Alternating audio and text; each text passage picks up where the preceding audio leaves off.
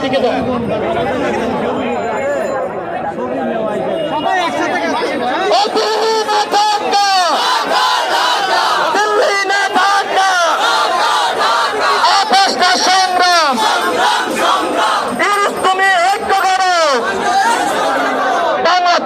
রক্ষা করো, ইউনূস তুমি ঐক্য করো, বাংলাদেশ রক্ষা করো। এবার আমাদের সেই চিরশত্রু আওয়ামী লীগের বিরুদ্ধে স্লোগান হবে। আপনারা কি স্লোগান দিতে